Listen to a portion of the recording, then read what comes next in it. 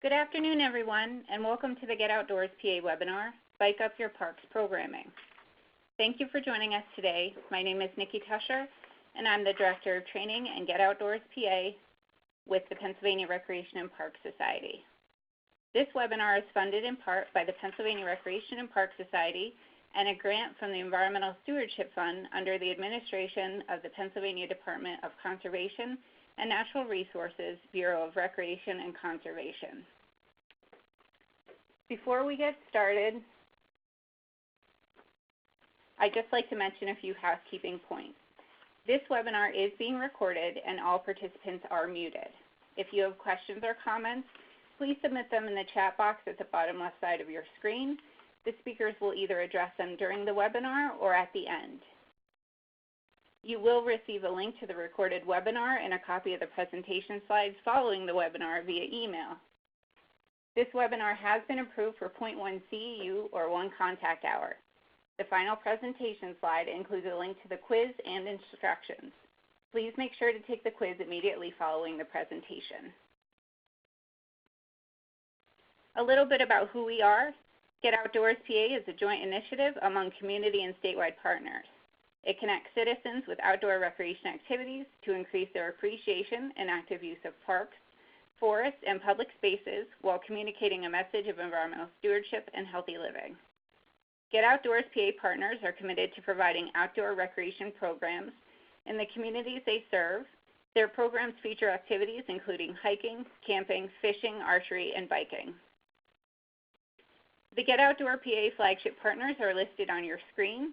In addition, Get Outdoors PA has 84 state park partners, 167 community partners, which are made up of park and rec departments, land trust, environmental education centers, and more.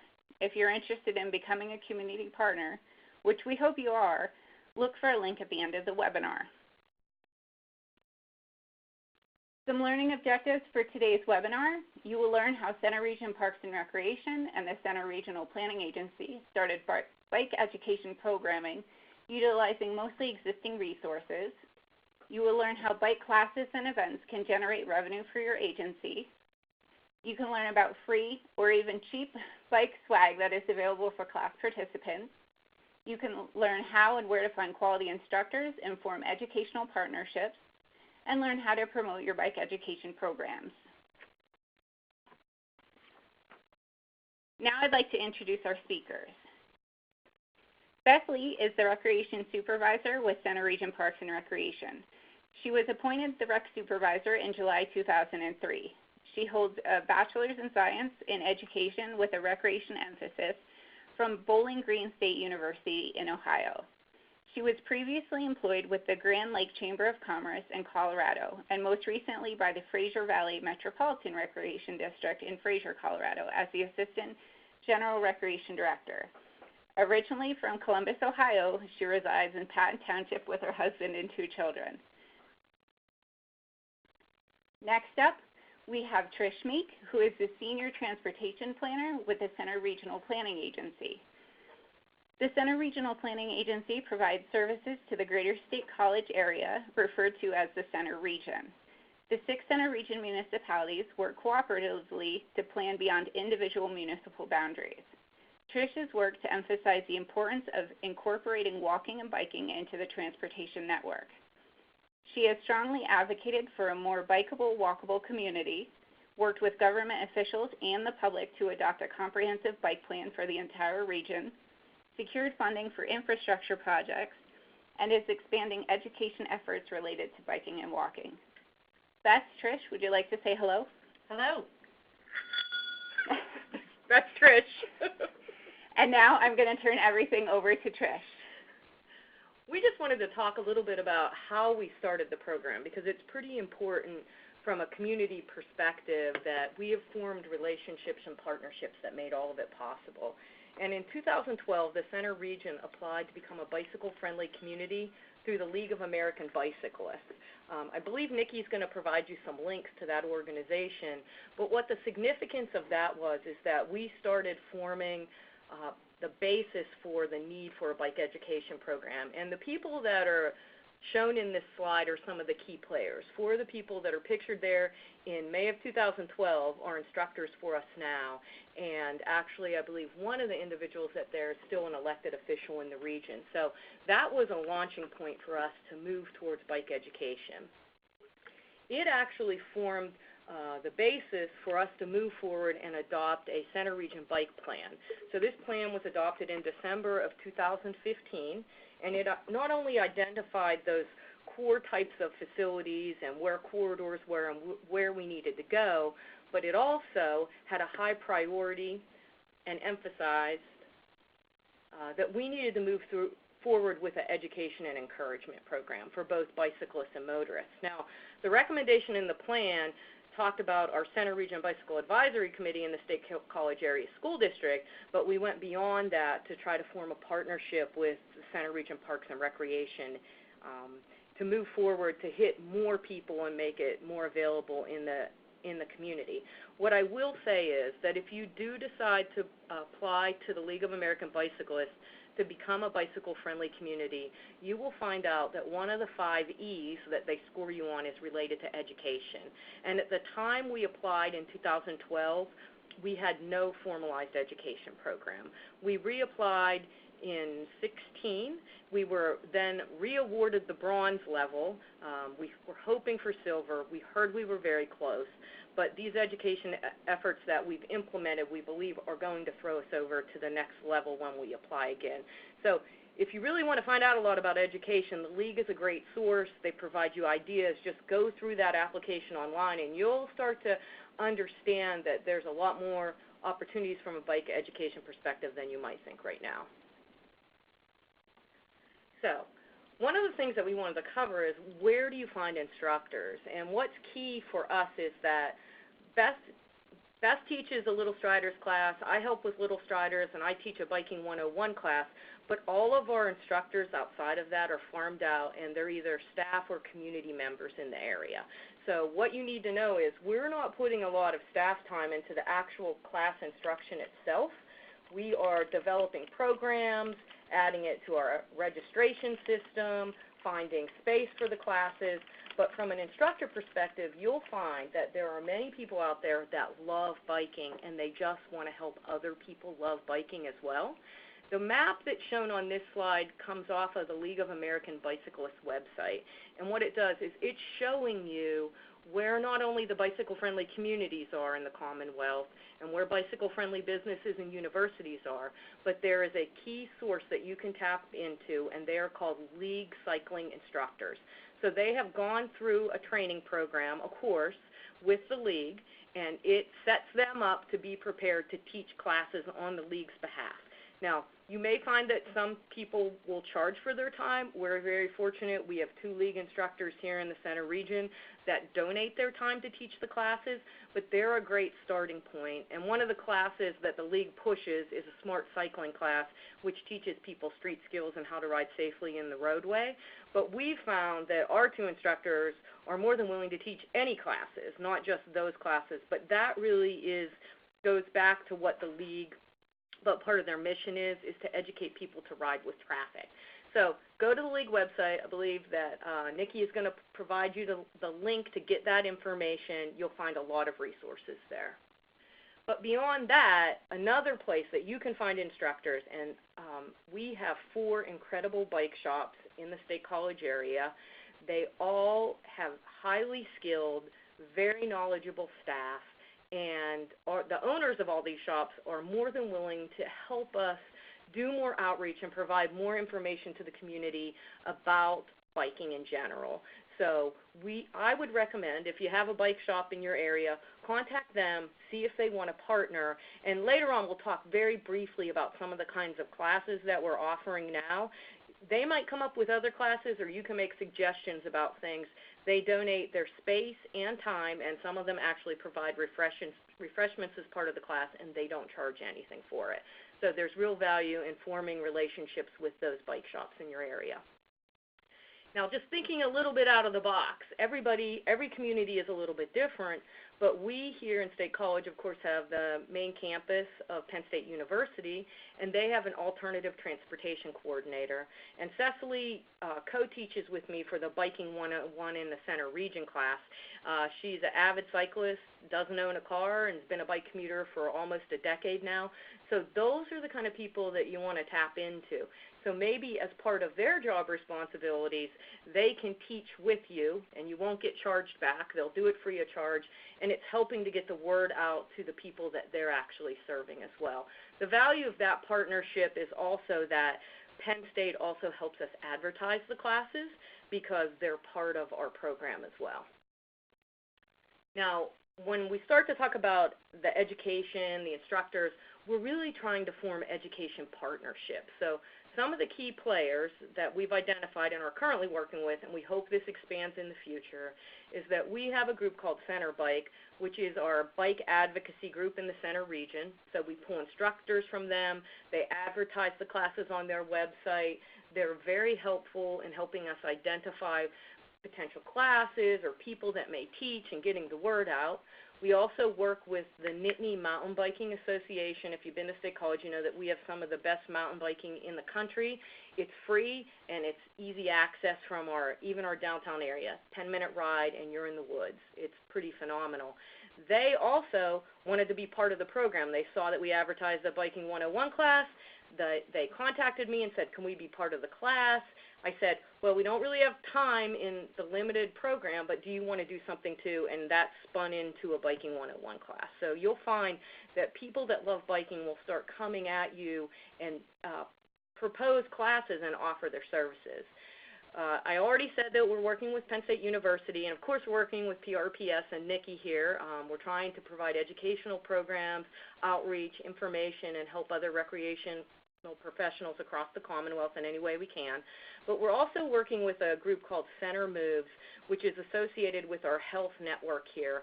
And they try to encourage Center County residents to be more physically active and improve nutritional choices to manage and prevent diabetes and obesity-related diseases, which are the top risk factors in our county. What you find is once you start talking to these organizations, they bring not only time but resources to the table. So Janine, who works for Center Moves, adds all our events to their weekly electronic newsletter to advertise them. And for family-friendly events, they'll even bring along water, games, and healthy hand snacks, as they call them, so apples, bananas, granola bars, to distribute to the participants. So it's a way for them to get the word out about their program, but it also helps incentivize people to come to our program as well. Now, as far as bike swag, one of the ways that you can try to get people to come to your class is just tell them you're going to give them free stuff. We know that that works extremely well. This graphic here shows two things that are available from the Department of PennDOT, so the Department of Transportation, the Pennsylvania Bicycle Driver's Manual. It's also available as a PDF online, but some people just love the hard copy. The green sticker, you can place it on your bumper. You may have seen them around town or in your community. You can contact Roy Gothy at PennDOT. He's the statewide bicycle pedestrian coordinator, and Nikki's going to provide you his contact information. So those are two cheap, easy things, or they're cheap, free to us, that you can distribute at your class. Next slide. Yeah. Another thing that we found that's really kind of fun and very inexpensive are these little bright neon bike pins. We distribute them at all of our ribbon cuttings for bike facilities, center bike events. We give them away at some of our classes. They're really cheap. So you can go to the website. It's stickemup.com. It's a very small company. I think the last time we ordered pins from them, we got 200 for $115, so extremely cheap. Leaves people smiling from your event, reminds them about bikes. We also pass these out during Bike Month as well. But the big ticket item, so this is really exciting stuff. In the fact that we receive free materials. The reason that we got the free materials is not such good news for the state of Pennsylvania. We have we're above the national average for bicycle and pedestrian fatalities. So there's an organization called the National Highway Traffic Safety Administration, and what they did is they provided a grant to PennDOT so that they could purchase 3 types of safety kits: child bike safety kits, new adult rider safety kits and veteran rider safety kits. So all the materials you see in that photo there, we costed it out, and it's probably a kit worth about $50. It has reflective material, a bell, so that was what you heard earlier. Bike bells to alert people when you're coming up on them. There's a bag there. These kits were then distributed to the safety press officers at each of the PennDOT engineering districts. So I will encourage you, we don't have a list of all of them, but if you're interested in doing a bike education class that then ends in a survey, and they have to provide a reliable email address, there's a number of questions in there about bike safety, then these kits may be available to you. It depends what outreach your district has already done. They've already handed out a number of them, but from what I understand, there's still some available. We've done them at Little Striders classes, the Biking 101 classes. We just did a bike packing class.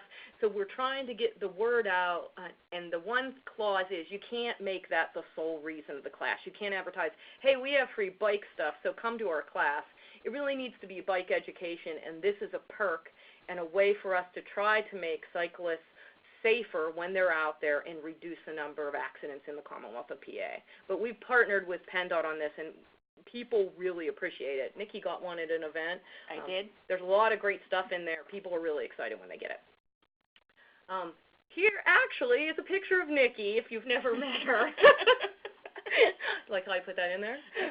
Installing a bell on a little girl's bike at a recent event we held in June, a Kiddical Mass event.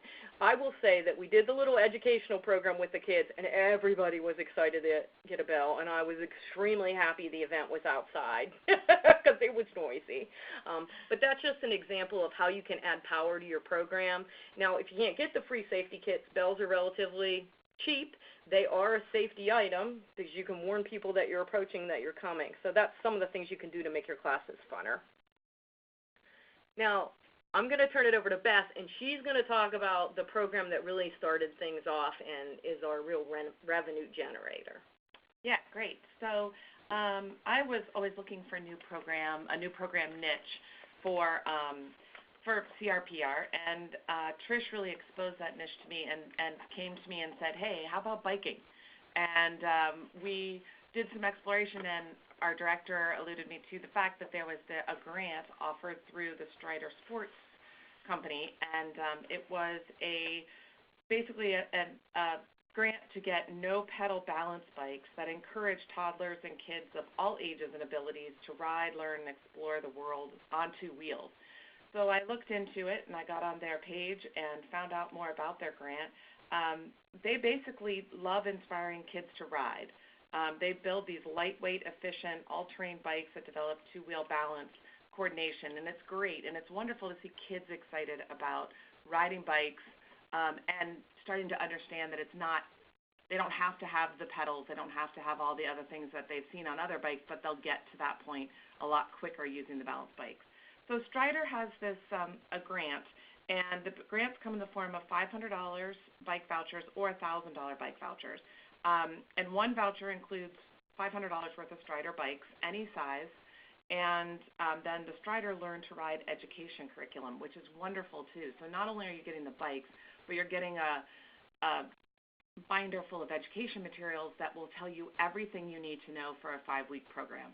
So I applied for Center Region Parks Recreation for a $1,000 grant. We were awarded that grant quite quickly, and we were able to get right in and order the bikes that we needed. We started with the program to be a 3 to 5-year-old preschool program, so we ordered the 12-inch sport bikes.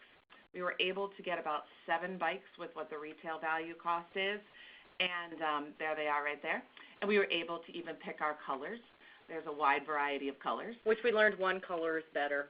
Yes, with kids, there are certain colors, yes. So, but the colors are exciting. The bikes are adorable, and they're very light, and they were shipped out to us, and we were able to start our program. But like I said, the other part of that is just having the curriculum as well, which was wonderful.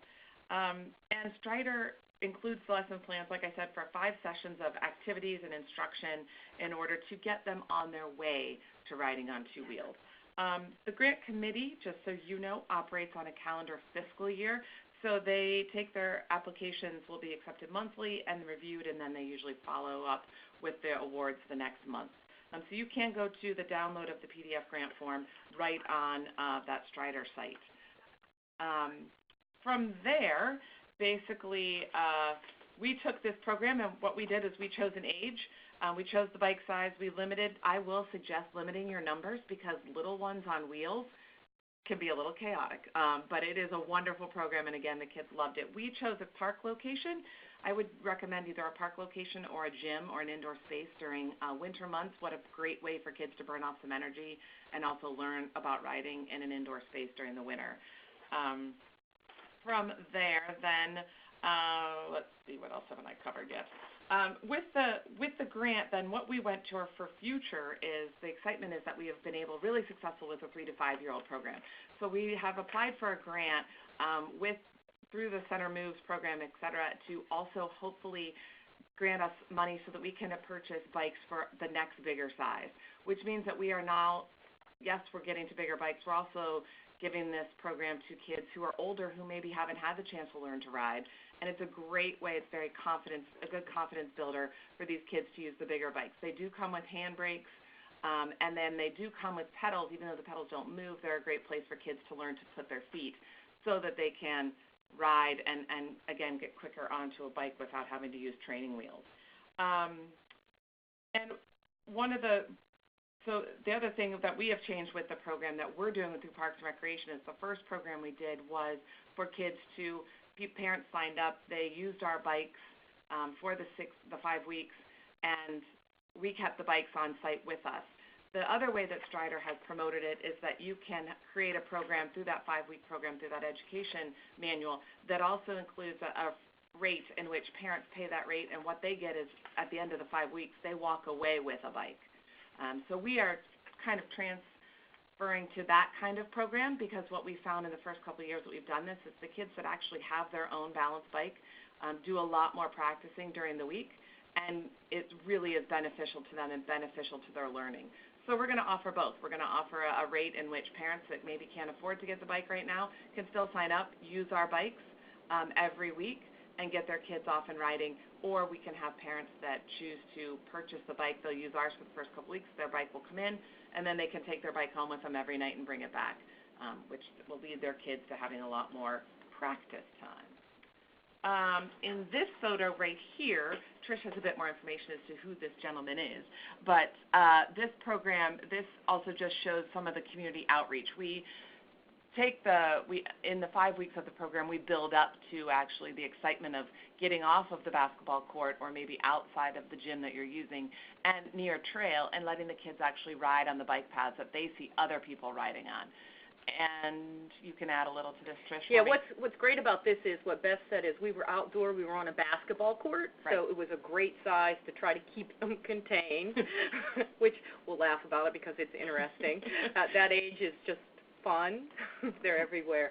But the person that's located in the right-hand slide of this photo is Tim Nedgebin. So he is the safety press officer for PennDOT District 2, which is located in Clearfield, which is our engineering district. And he actually approached us at one point to tell us that the safety kits were coming, and then we said, wow, this is a great opportunity. So this ride occurred right after he did the educational component to teach kids about using bells, wearing reflective clothing, putting reflective stickers on your bike and helmet. So it was just a great way to end this class. And I will say, right as we were ending the ride, it started to pour. Okay. So it was like perfect timing, and it had nothing to do with us. But, no, luckily. But that class was interesting. I'll just say, I think we had 6 children signed up, and 4 of them brought their own balance bikes, right. Which this was the first time that this happened. But as Beth said, those children were much further ahead skill-wise.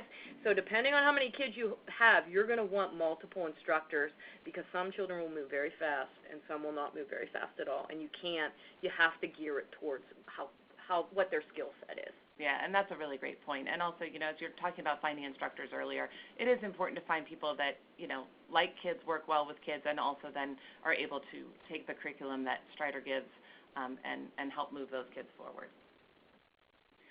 Other things that Center Region Parks and Recreation have done, for the past 20 years, we have been getting kids on bikes with our Kids on Wheels parade. That's what the picture is there on the slide. We do this parade on the morning of the 4th of July. So the night before, we invite anybody in the community to come to one of our local parks, and we provide streamers and tape, and they can decorate their bikes. Some people may come and decorate their strollers or their scooters. And then the next morning on the 4th of July, we all meet at one of the intersections downtown. We've gone ahead and worked with Public Works to close about 4 blocks of a stretch of road, and the kids line up, and it is very much a very simple event, but the kids and the parents love it. We find it's a really great community-based way to start the holiday. And we line up. We have a fire engine that leads us off. One of our local fire departments brings an engine out, and we have some patriotic music blaring, and we really just we let them ride down the road. It's about 4 blocks, and then we end at one of our local parks where we have watermelon, parachute games, and kids can get up close with the fire engine. And again, it's about a 2-hour event. The budget on this is very small. We usually contact one of the local grocery stores that gives us watermelons, and we have the supplies and the games from our summer day camp. So it can be very simple, but it is something literally that's probably been going on for over 20 years. We have parents bringing their kids and their grandkids now. So I definitely recommend it. Another thing that we started doing, some people through different bike groups in town approached us and knew that we had an inflatable outdoor movie screen, and said to us, hey, you have a lot of parks that happen to be right off of some of the bike paths. How about we work together and do a bike-in movie? We used to have a drive-in movie theater in the area, which closed, but this kind of helped replace some of that and let people bike to a movie. Not everyone does, I will admit, but we do in the promotion really tell people that they should be having lights on their bikes, especially because it's going to be dark by the time they bike home, to make sure they have their helmets and load up a backpack and put on their back and head out and come to the park to watch a movie. This has been wonderful in the sense that it's also helped us to reach out to those bike shops that Trish was talking about before.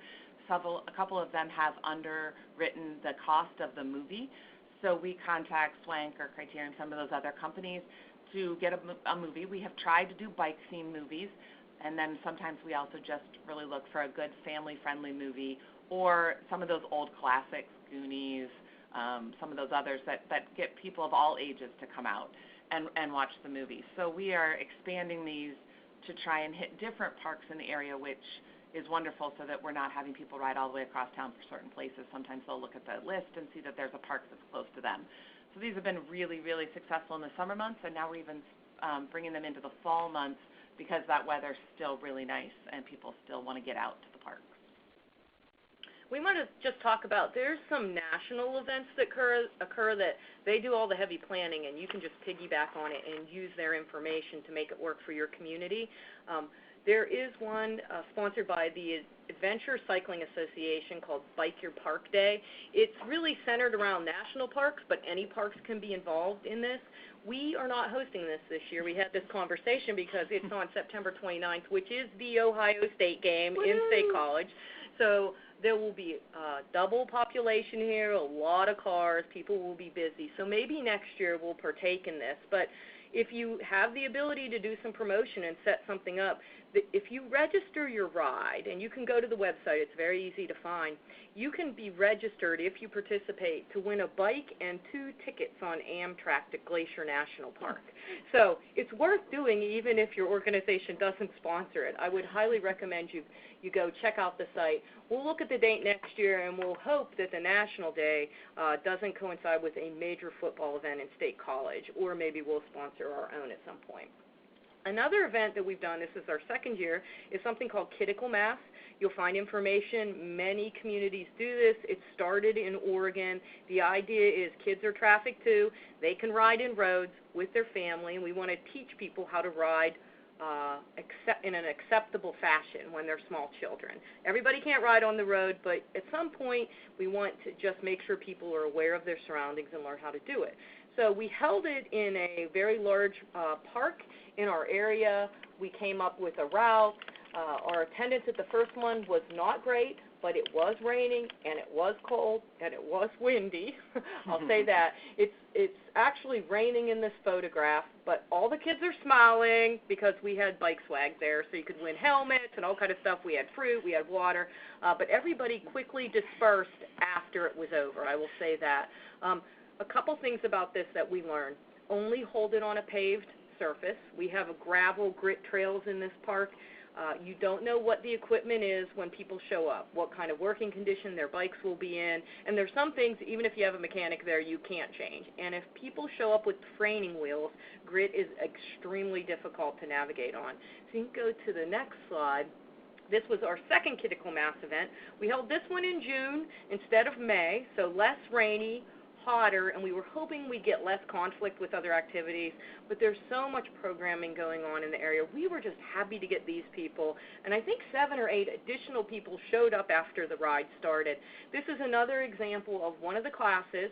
We had Tim from PennDOT, who's standing next to Nikki now in the photograph, who actually participated in the ride and did the educational portion. And this was just a great thing. Like, the parents were happy to get things for their bikes. The kids were happy to get things.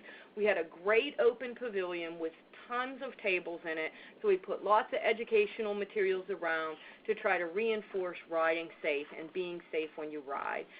So from that perspective, this event will continue to grow, and we'll probably find different ways to market it and try to get people to return and come up with better raffle items to try to make it a bigger event. But this is an example of where Center Moves appeared. They came to this event. They brought the bananas, the apples, the games, the water, information about healthy living, and it ended up with Center Moves and PennDOT. It ended up being a bigger and better event than if we would have done it ourselves.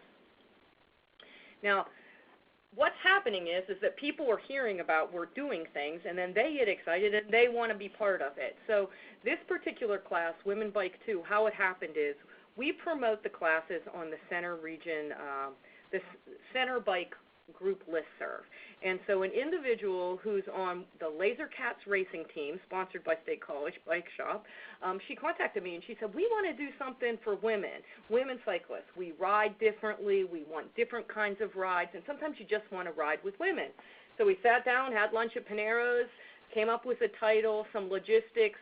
We worked it through parks to make sure that it worked. It was hosted at a local bike shop who also provided the refreshments. They came up and found all the speakers. They even provided me the photo for the flyer here, and it was a huge success. It started to build momentum towards getting more and different people biking. I wasn't able to attend this one, but I hear that it was extremely well received, and they want to do future events. Now, as far as classes, I'll just say the ad stated that we started off with 2 classes in the fall of 2016.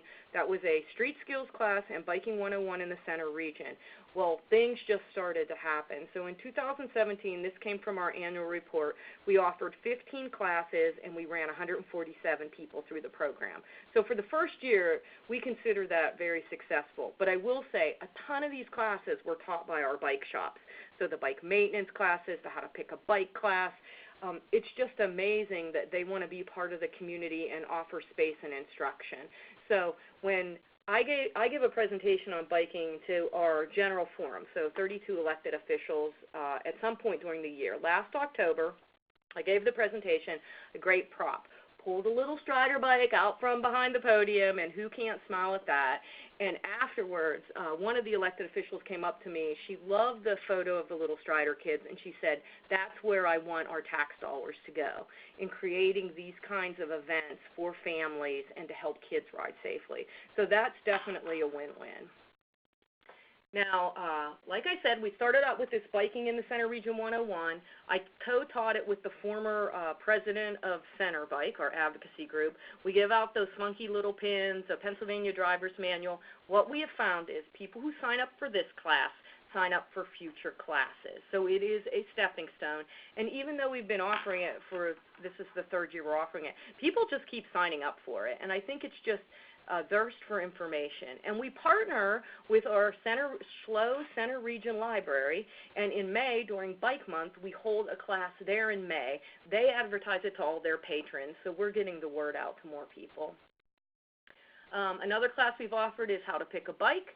It was just like a lot of people don't know what kind of bike to get or what do they need or how much they should spend. The bicycle shop stepped up to the plate, and we have a community member. His name is Chuck Morrison. He loves bikes. He loves people to ride bikes. It's like he's crazy about bikes. And sometimes people just ask him, and he goes and helps them buy bikes, which is just phenomenal. But these are the kind of classes that you can coordinate with your bike shop. The nice thing about this, too, if I can interject, is that these are the shops that people come into, and when we go talk to them, the nice thing of learning is learning from them what they hear. They hear the questions, they hear the concerns, they hear the information. Yep. And then when Trish has gone to them and said, hey, do you want to do this class? They're like, yeah, but hey, we also have a lot of people ask about this, which just stems off to a whole nother class. And it's just a wonderful production of classes that just keep providing all that information that people are looking for. Yeah, and another class you might want to consider is we do an e-bike 101 class, so electric assist bikes are becoming bigger and bigger in this country. We've adopted a policy to allow them to run on our shared use paths here because they meet the standards of Pennsylvania law that make them not a motorized vehicle but an electric assist bike. And Eddie's Bike Shop's really small. They have 2 employees, an owner and 1 employee, but they sell a lot of e-bikes. And when I went to him and said, hey, do you want to teach this class, he was all about it. Mm-hmm. And I've heard all the over 50 crowd show up. So the over 50 crowd have money and they buy expensive bikes is what appears to be happening with the e-bike world. So if you can tap into, and I'll just say that because I don't want to infer that these bike shops are pushing their product. Absolutely. They're not high pressure tactic. They're not selling during the class, but people are returning to buy them. And I know that because my boss took the How to Pick a Bike class and then went back and bought a $700 bike the next week. Right. Because bike shops are intimidating places, and these bike shops know that. There's a lot of gear. There's a lot of stuff in there. It's overwhelming, but the shop helps people feel more comfortable, and they do go back to buy. Mm-hmm. It just happens. So it's a win-win for everybody, for the community because we get more bikes. What Beth said about the bike shops here during these classes, what people want, this is a perfect example. The bicycle shop had taught maintenance classes for us, how to pick a bike, and he's like, hey, Trish, I think we really need a bicycle tire change clinic. So you go in, and I took this class, and he just shows you how to do it, and then he pairs you up and gives you all bikes. Some of them were really expensive. I was like, Eric, I don't really want to touch a $2,000 bike, but if you want me to change the tire, I will.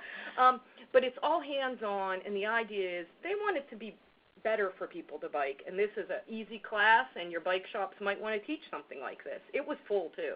We tapped out that class. Yeah. We maxed registration very quickly. Another thing that's going on in the area is there's something called bike packing, and not packing your bike to mail it, but you pack all your camping gear on your bike, and then you go out. And it's pretty phenomenal.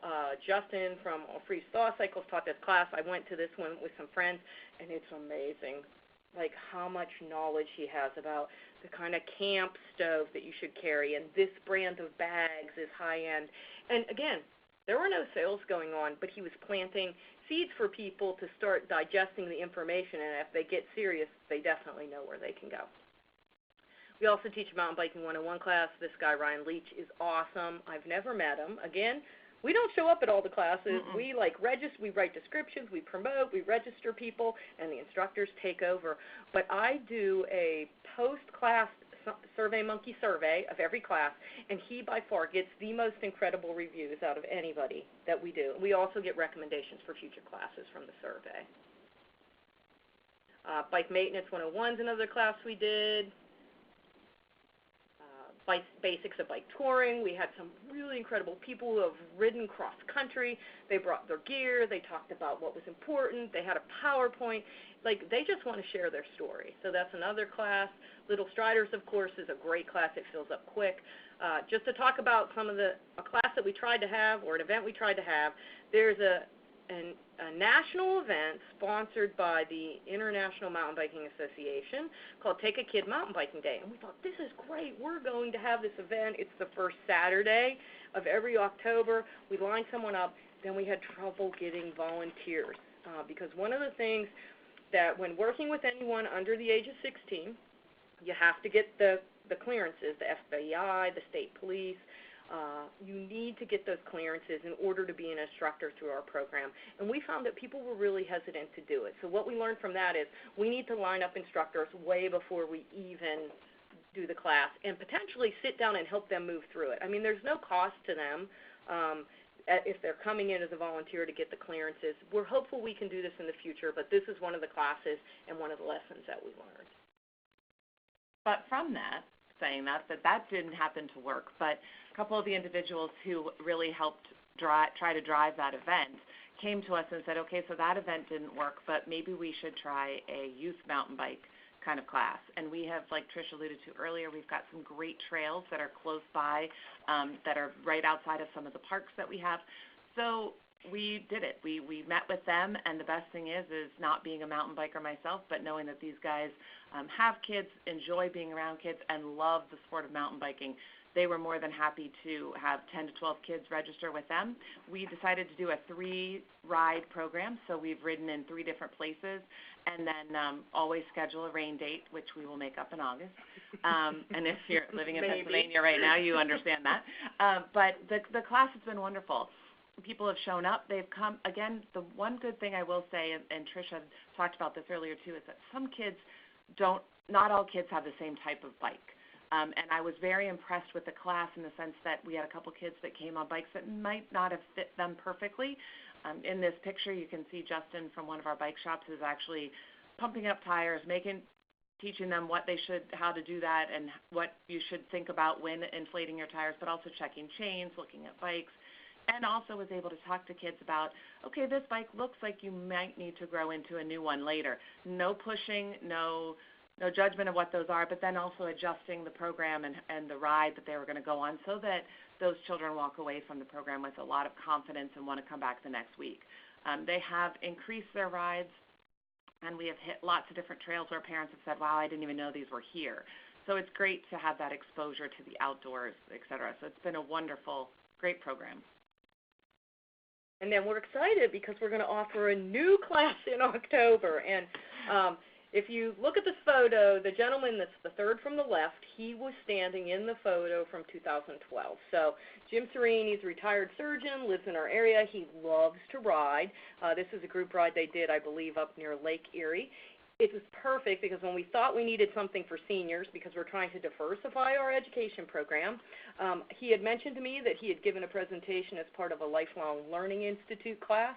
I called our Active Adult Center, talked to the director, said we want to do this. She was ecstatic. Here's the time of day that works well for our seniors. This is the day of the week that works best. We coordinated the date, and we're hosting this first class in October. So there's always more classes out there, and I will emphasize, if you're looking for educational programs, just Google it. Just Google bike education and the topic. You'll find that there's tons of people offering classes out there, and a lot of their descriptions are already ready-made for your use. And we're willing to share all that information. So if somebody wants to see the Word documents with the identifying information about class descriptions or any of those types of things, we're willing to send them to you. And one way, we've talked about so much how so many people have very kindly donated their time to us and that these are low-cost, some of them are low-cost programs. If you can find classes and events within this topic that can help generate revenue, that's just icing on the cake. So with our Little Striders program, I would say that's probably the one that's helped us do that the most. Looking at, again, the fee for having the kids come use the bikes, also then be able to charge the other rate in which the kids can walk away with the bike, which is the best swag to leave with, I think. But with the other big part of this is that having this partnership with Parks and Recreation has been that we put it in these programs in our guides, we put them on our website, we attract people to come look at what's there, but the perk is that they also are then maybe finding other programs that you offer that other people could sign up for that maybe they had no idea were out there. So, we've had a couple parents say, oh, I signed up for Little Striders, and then I found this great summer camp you're offering for my child at this age. Or my daughter has an older sibling who loves swimming, and, oh, I found that your swimming lessons or some other program that you might have, or, hey, I found a bus trip you're offering. So that is a great way to indirectly generate revenue from something that is maybe not costing you as much and is also building community partnerships. Through promotion, The nice thing of joint promotion between our Parks and Recreation Agency and the planning agency is that we are really able to promote across the board and get a lot of various individuals, organizations, et cetera, and hit a lot of different outlets. For Parks and Recreation, we put out an active guide, which is 3 months or 3 times a year. So we do winter, spring, we do summer, and we do fall. And we are, at this point in time, offering bike classes in all of those different guides. So we include everything in our guide, which is a hard copy and online. Our registration database, like most people have, we are able to send out mass emails to everybody. We can also be a little bit more targeted and send it back to people who have signed up for our class before, or, hey, you signed up for this swim lesson that is a little strider's age. Maybe you'd be interested in this. So we use our registration database quite a bit. We also are very heavy on the social media, Facebook, Twitter, Instagram, so that we can get and hit those people maybe who are interested in us but maybe haven't registered for a class yet. They can see some of these other classes that we have. E-newsletters, which are monthly as well, we can send out. And cross-promotion is huge. At some of our different events or different events that other organizations are having, we are able to use that cross-promotion, and it's free that way, which is wonderful. And finally, the flyers at parks, which lots of people do. We have bulletin boards all over, so we're able to post those at our parks, but then also post them at various businesses around town. And from a planning perspective, we're always in touch with Center Bike.